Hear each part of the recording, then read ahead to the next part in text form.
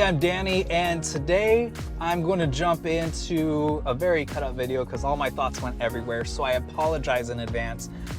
The reasons why I chose the Ford Mustang Mach-E California Route 1 Edition versus a Tesla Model Y or the Model 3, the main ones in that price range.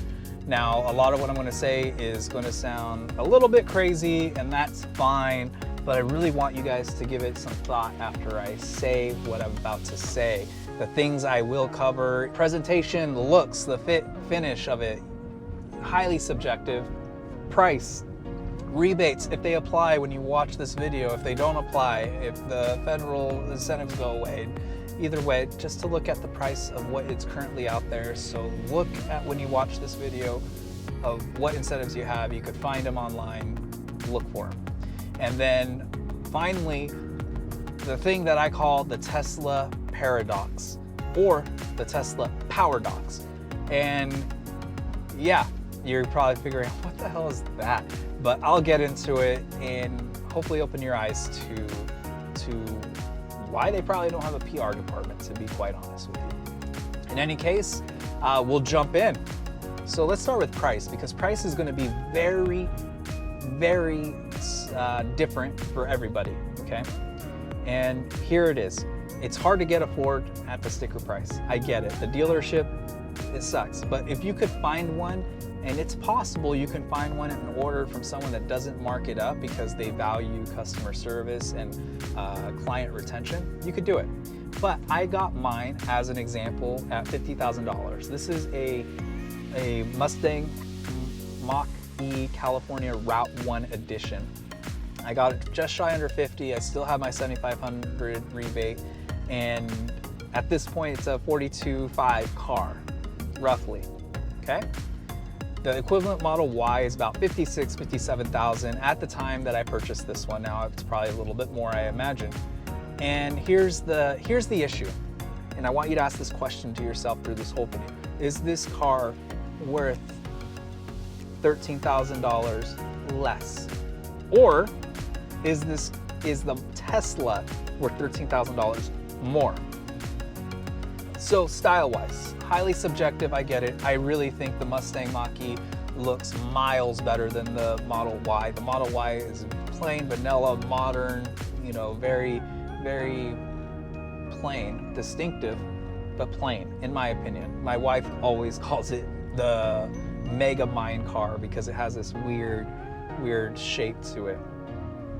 Subjective. I like it. Fit and finish. The ActiveX material in this car is fantastic. I feel good about it. It feels great. I don't hear any clicking sounds or anything that should be not making sounds making sounds. I don't hear it. I like the fit. The Teslas, when I sat in them, I didn't care for the material. It felt very unsubstantial for the money that you would pay for it. I just don't think I'm getting premium materials for the premium price that you're paying, okay? And again, it's all subjective. But let's talk about the Tesla Paradox, because that's what you guys really want to hear about. What the hell is the Tesla Paradox? So oftentimes you're gonna watch a review or you're gonna read a review on any EV comparing it to the Tesla, and it's always going to go back to 4 things. The Tesla charging network is among the best. True.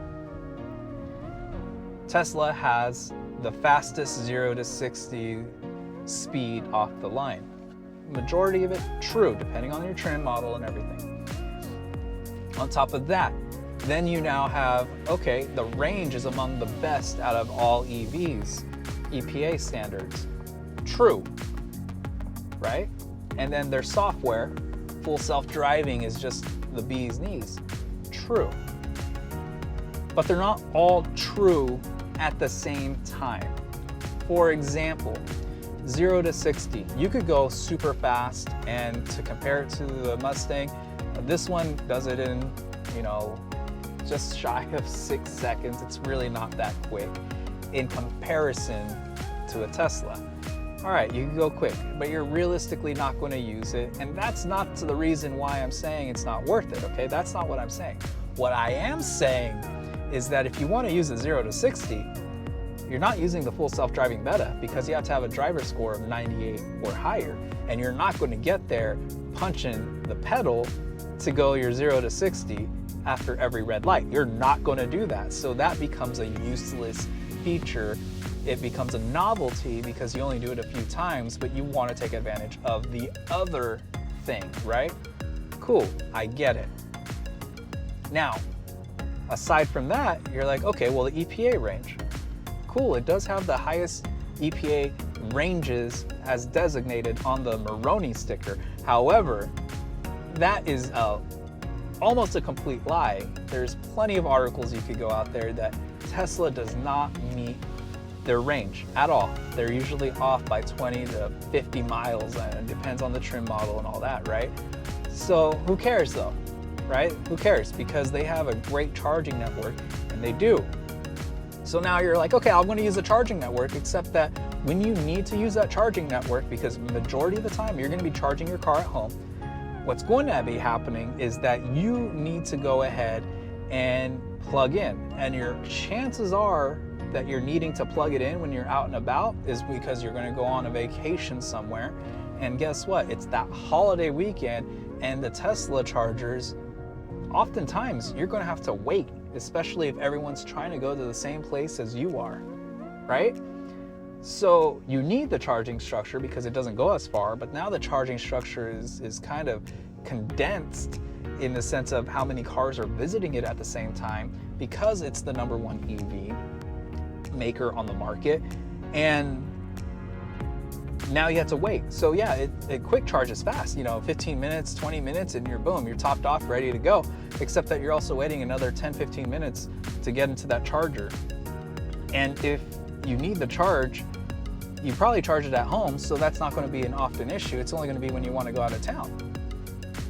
So we're talking about a minute situation, and that situation then becomes a big one because you're using it when everyone else wants to use it, right?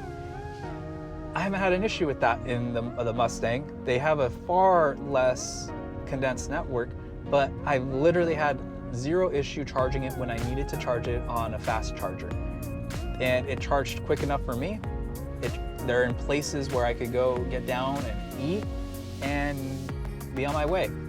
So it hasn't affected me. So okay, charge network, yeah, good and bad, because there's more Teslas than there are other EVs on the road. Okay, 0 to 60, you're really not going to use it, because if you want to use a full self-driving, their software, you have to have a good driver score, so that's out the window. And then on top of that, they don't even go the range that they say. So all those benefits that are usually the crutch of why they'd say, don't get the Mach-E, or don't get the VW, or don't get the Chevy, whatever it is, they often cite one of those reasons as to why you shouldn't get the car, because a Tesla does it better. Now, here are the other issues. What you're paying for, right? Price for what you're paying for. We talked about interior, we talked about the Powerdox that Tesla has. Now let's talk about the price for the equipment you're getting. In the Mach-E short story, I went to Los Angeles, and on the way back home to Central Valley, I got hit with thick fog. I couldn't stop. I had to keep going. It was kind of scary, but you know what? I turned on my cruise control with the distance calculator in here, because Blue Cruise is not yet activated, and I set it to 5 car lengths behind the car in front of me. I was going slower because it made me go slower, and that car was in and out of my vision. But the radar on this car saw that and was able to drive there, and I felt confident because my car was able to see through the fog even when I couldn't. I shouldn't drive, all this stuff, I get it. I'll whatever comments you want to make, that's fine. But that's kind of what we live with where I come from. With Tesla, the Model 3 and the Model Y got rid of the radar. They only use cameras. They call it Tesla Vision. And that's a big mistake. So you're paying a premium for a car that does not offer you all the premium components that it should offer you for paying $50,000 plus for a car. They reserve that for the Model S and the Model X.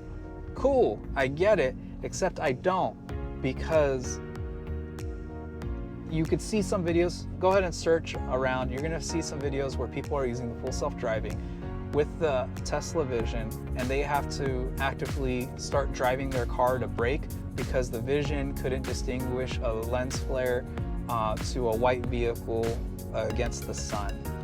Because again, it's not using distance, it's using machine learning to understand what it's seeing through the camera, right? And if it was in the fog, it wouldn't have been able to see because I can't see it, it won't see it because it uses cameras, okay? So correct me if I'm wrong, put them in the comments below. But that's an issue because if it can't see through the fog, then all that full self-driving stuff almost goes out the window, right? So what other weather conditions will this hinder for people of different climates and regions of the world? I'm getting the radar system here. So now it comes back to the question of, am I getting the best materials I can possibly get for the money I'm spending? And if I'm spending $13,000 less and I'm getting a system that I could trust more, literally my life more with, then I'm gonna go with this car. And then all that into one ball of cost, quality, and comfort, it's all here. And there's no crutch. Is it the best car available to buy? I think at the price ranges that they're available at, yes. The GT, different question, different issue. They really do need to figure out that 5-second piece. I think the extended range premium 4-wheel actually gets the quarter-mile quicker. I get it, Ford is being conservative. This is their second alliteration barely coming out this year, right? So I'm giving them the benefit of the doubt. And a lot of these things can be changed with software updates. The only things that can't be changed with software updates are those radar sensors. You cannot change those radar sensors at all with software updates. That's hardwired and built into your car. So overall, that's why I think the Ford Mustang Mach-E is a better buy. I will be coming out with my review specifically on the Mustang Mach-E, things that would change, things that they did change on this new model, because this is a 21, the 22s are now out. And I think that they're on the right track for most people. Those are my reasons. Don't get caught up in the Tesla paradox or Powerdox, because it's a crutch for something else. Everything they have is a crutch for something else. And that's really my true belief of why they don't have a PR department, to be honest with you. And yeah, either way, I'll be putting up my 10,000 mile review. I'm already past 10,000 miles in this car in the 6 months that I've had it or so, or 7 now, I guess. Almost 8. And yeah, it's just, I highly recommend it either way. But yeah, look at what you drive, look at how you charge, look at what you do, and compare it to what you have, because this car or any EV is going to be faster than the car that you currently have.